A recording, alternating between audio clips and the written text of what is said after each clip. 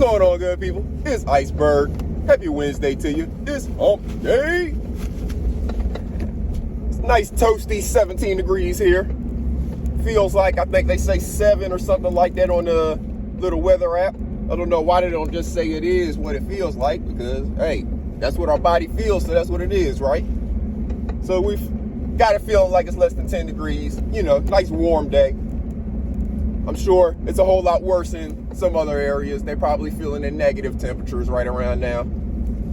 So, salute to everybody out there. Make sure y'all stay warm. Make sure you're checking on loved ones and neighbors, people that you know who maybe have some alternative heating methods. This is a time of year where a lot of people have house fires and carbon monoxide poisoning, things like that, because they haven't checked out their stuff.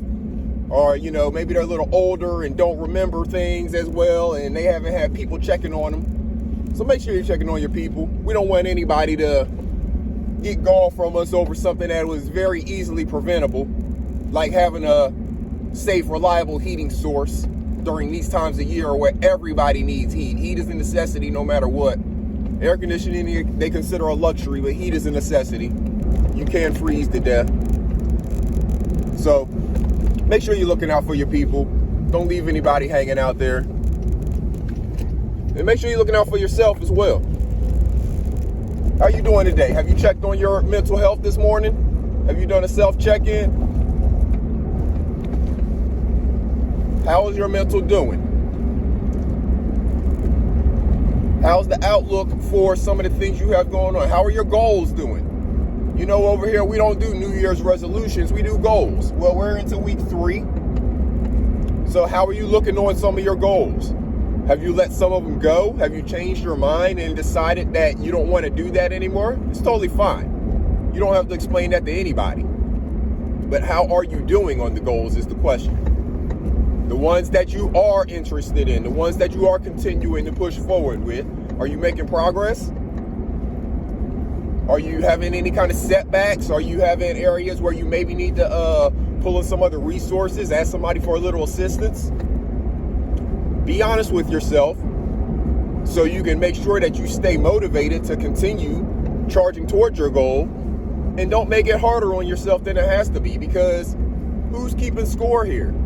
Don't make life a competition of you and yourself.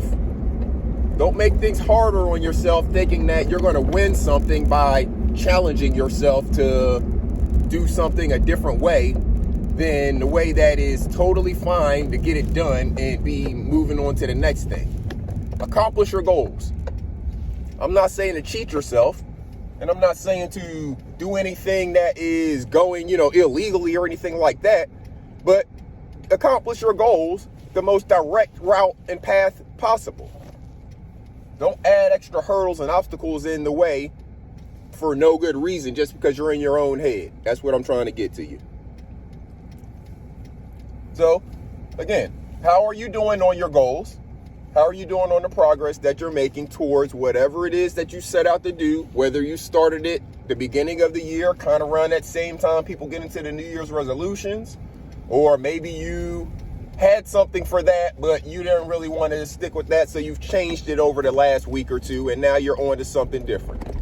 However it works, wherever you are in that process, that's what I'm asking, is how you are doing with the one that you are still focused on, or the ones plural.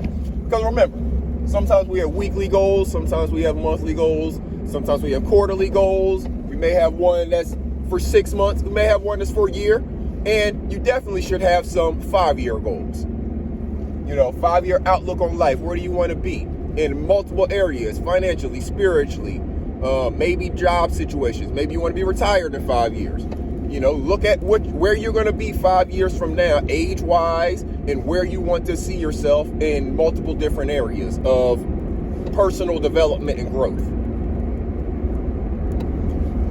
So, for example, little of my kind of personal growth testimony, let's say, because I am now kind of transitioning into a season of receiving blessings a little bit more abundantly because of some of the work that I've done over previous years and previous cycles of goals.